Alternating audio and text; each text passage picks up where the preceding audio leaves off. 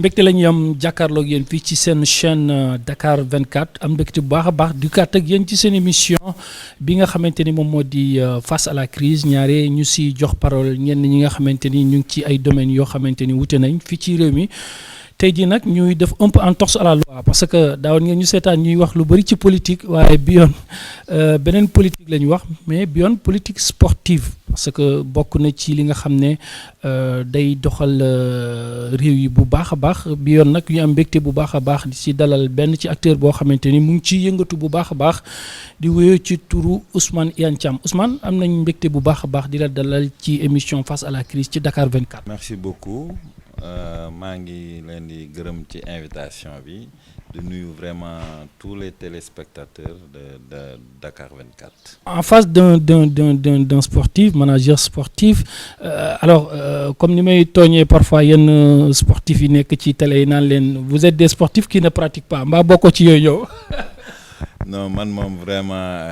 j'aime bien di def sport jet ski lu mel ni jet ski dama koy def damay dawal ay quad ak ay moto sport yooyu daal ñoo ma gën a kii en dehors du football bien sûr. te football sax moo gën a tax ñu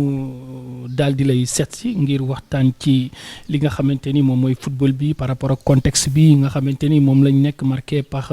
la pandémie à Covid-19 alors ci fàttali yow yaa dirigé structure bi nga xam ne moom la ñuy wooyee ONGAM. mais laata ONGAM déggoon nañ fi li ci ba 2019 nga dirigé lii di ONCAV renouveau alors ngeen dem war a dem vers ak li nga xam ne moo di benn assemblée générale bi nga xam ne war ngeen ko def mais d'abord lan moo indi changement de dénomination bi ngeen jógee ONCAV renouveau dem tey ci li nga xamante ni moom moo di ONGAM. waaw dëgg la xam nga ONCAV renouveau dafa judd ci benn contexte mu nekkoon contexte. boo xam ne bu xawoon doy waar ci bi ñu ñëwee ci renouvellement ONCAV yi bi ñu bokkoon bi ñu ñëwee ba ci renouvellement yi bi ñu demee ba ci cat bi daanaka ñaari structure lañ amoon parce que ku ci nekk da nga def sa assemblée générale ku ci nekk ne yow yaa légal bon mu nekkoon tamit bataille boo xam ne xëy na du ñu mën a nekk à l'aise parce que benn këyit la benn récépissé la man maa valable yow valable du ñu mën a nekk à l'aise pour def li ñu bëgg a defal askan wi bi ñu toogee waxtaan suñu biir ñu ne comme loolu la te ñun vraiment am na yu bëri yu bees yoo xam ne bëgg nañ ko indi ci mouvement nawetaan léegi nañu dem uti suñu ay kayitu bopp créer suñu structure bopp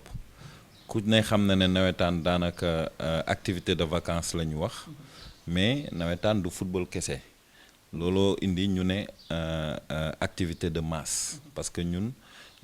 wax dëgg yàlla dañu bëgg jël énergie bi nga xam ne moom la ñu capitaliser ci jeunes yi ci biir nawetaan bi di ko transformer ci biir localité yi pour mu mën a jëriñ askan yi lu mel ni tey reboisement wàllum environnement lu mel ni xeex tey ci biir santé tey li nga xam ne luñ ci mën a def ñu def ko ci lu mel ni ci biir éducation luñ ci mën a def ñu def ko ci lu mel ni am ay projets socio-économiques yoo xam ne dina dimbali ndaw yi ci biir quartier yi donc loolu moo indi ñu def suñu assemblée générale depuis 2019 créer li nga xam ne mooy l'organisation nationale de gestion des activités de masse bi ñuy démarquer maintenant carrément ci ONCAV bu ko defee ñu mën a def dérouler li ñu bëgg a dérouler. yaa ngi koy junj léegi ci sa biir wax au-delà de football bi ñuy def ci terrain bi il y a d'autres activités culturelles yi nga xamante ni parfois dañ koy def ay diggante ASC ak ASC ñuy jongante ci wàllu théâtre ci waaye ay jeux yoo xamante ni day tax ñuy développer esprit ak yooyu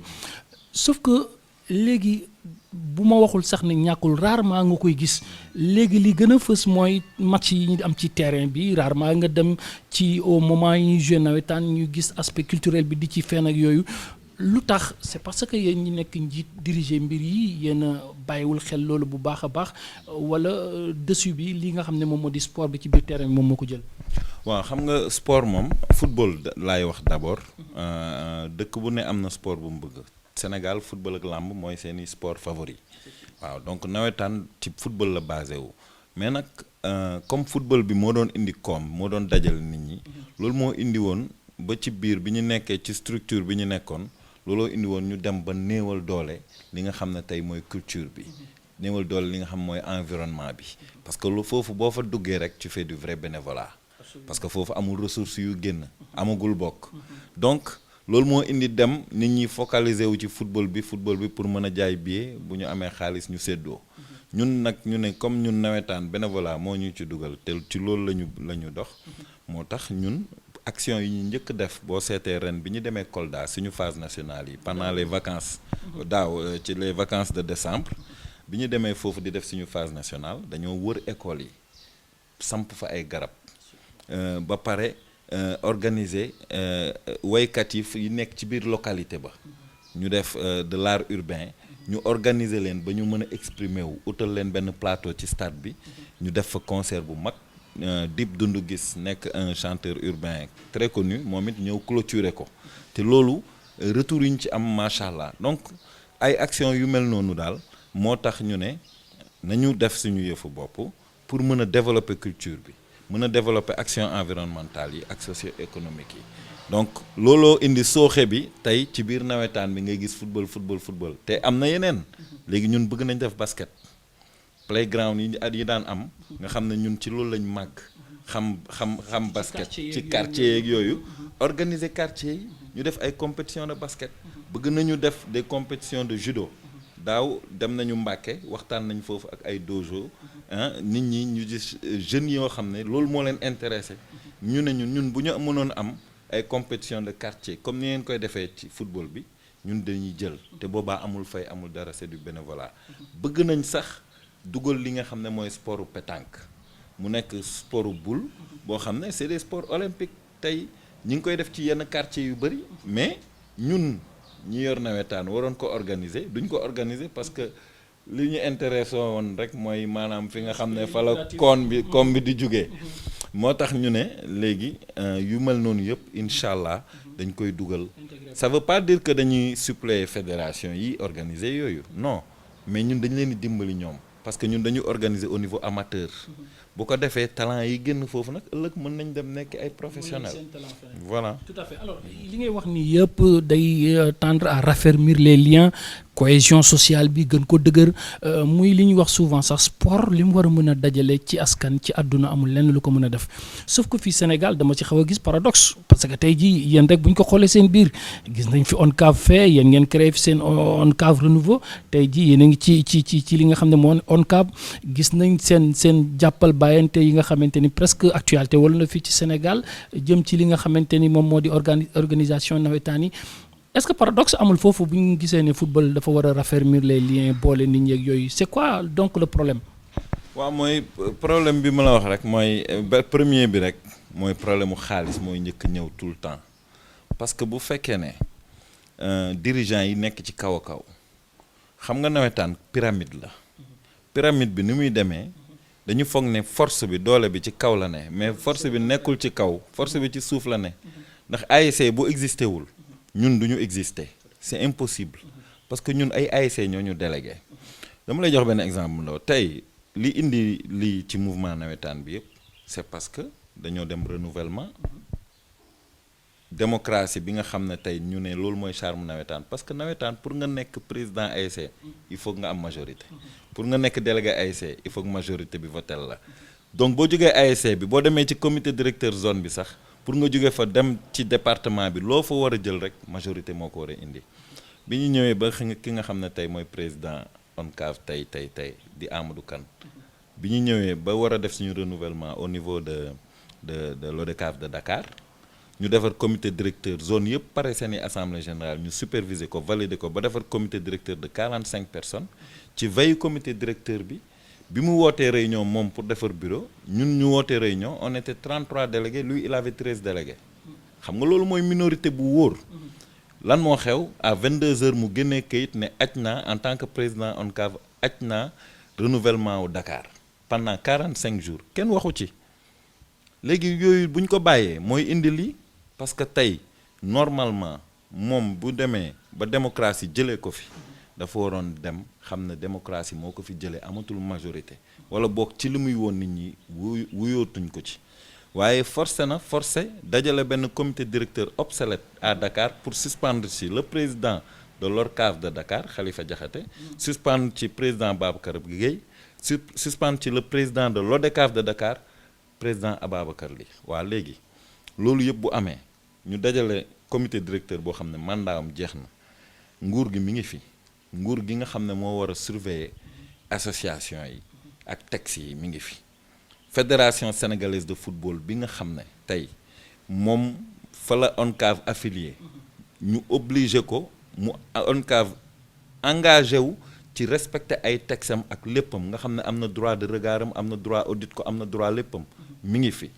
kenn réagiru ci bu ñu ñëwee tey mu am ñaari nawetaan kenn warul jaaxle ñun ñëpp ñoo àndandoo liggéey loolu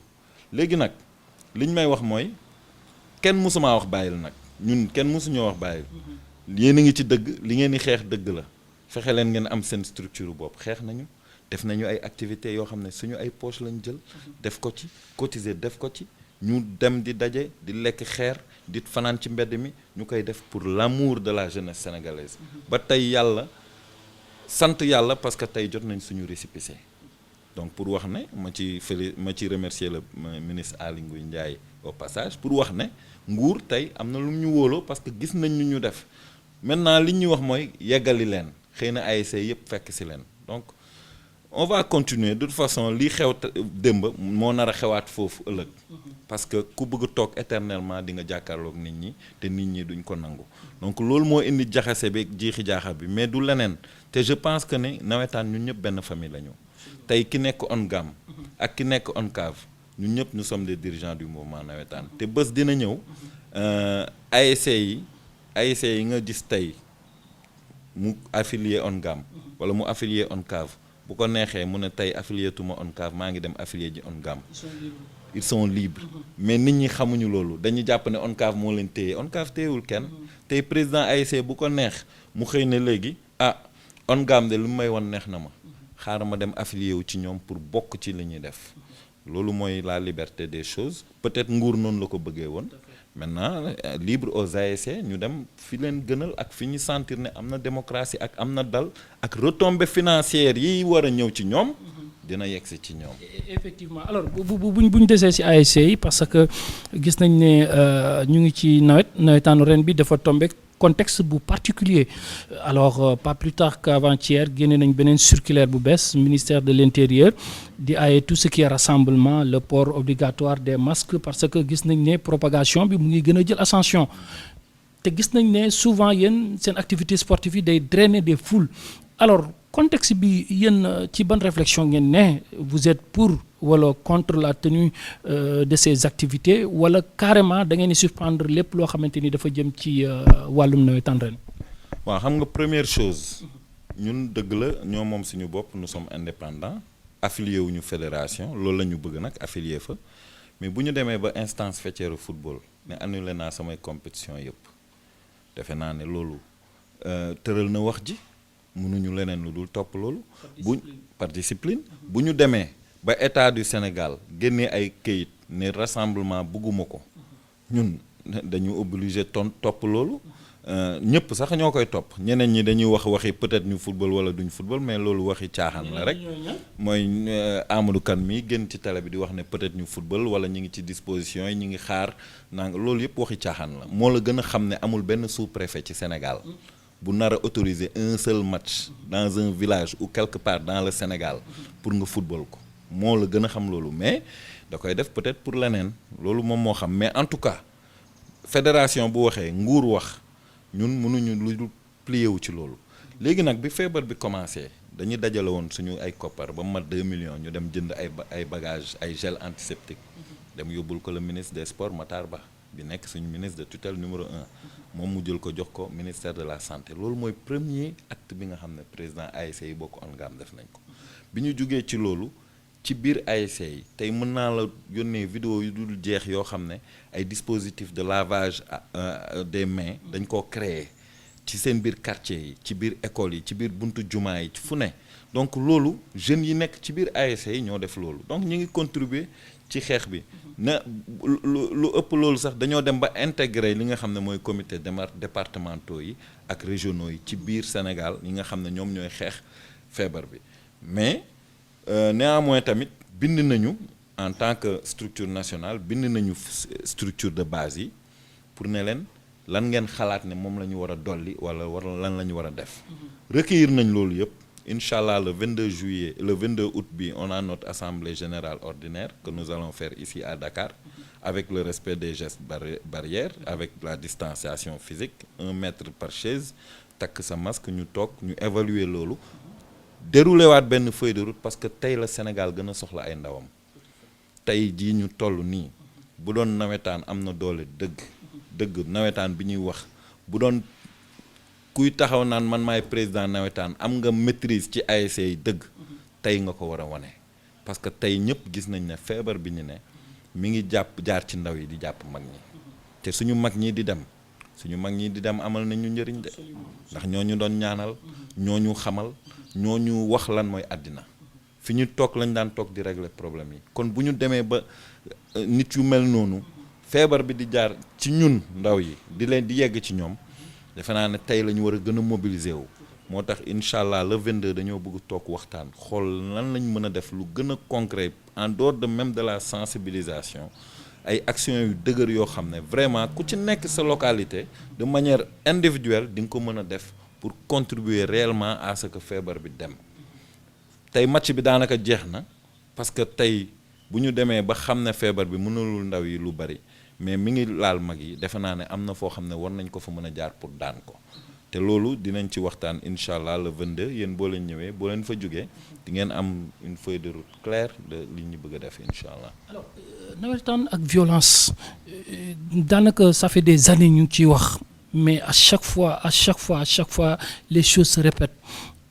ci sa gis-gis lan mooy problème bi ak lan moo war a mën a doon benn solution définitive boo xam ne war na mën a dakkal loolu parce que c'est paradoxal aussi jeunes yi ñoom ñoo conscient wul wala da ngeen leen sensibiliser wul ci li nga xam ne moo di seen ay activités wala qu'est-ce qui se passe c'est parce que comprendre nañu li nga xam ne moom mooy idée nawetaan ci li nga xam ne moo di ay ndaw. xam nga violence lan moo koy indi manque de transparence donc moo ko mën a indi. Manque de transparence mooy lan man yor naa fi zone pendant 4 ans durant tout mon mandat je faisais des années sans violence parce que je tenais à ce que dama doon xeex ba nga xam ne rapport CQRP yi doon génn day transparent mais bu fekkee ne tey bu équipe bi pertee bu demee fay ñu créer benn affaire bu mel ni saisine ñu ne da ngay fay 100 000 dem ñu xoolal la léegi kii def pression fii kii def pression fële après ñun ñu ñëw dajawaat ci terrain bi te man ma gagné woon la boo may dugal benn but may xeex ak yow loolu moo fi am gis nga supporters yi ñooy xeex parce que gis nga saa yi nañu waxante dëgg rek transparence fu mu am violence ba dana wàññeeku du ma wax ne dina jeex nag mais dana wàññeeku ba baax a baax nañu veiller à ce que structure yi fi ne nañu leen di auditer man mii di wax tey bu ma commencé jël xaalisu état jëlaguma ko mais bés bu ma état commencé jox xaalisam. ngeen commencé guñ leen subventionné parce que récemment ngeen am seen. récemment la ñu am suñu récépissé nous sommes en train de monter le dossier. mais bés bu ñu ko defee ba pare muy fédération sénégalaise de football muy CNOS muy état ku ñu ci jox xaalis na nga ñëw di xool li ñuy def ci xaalis bi.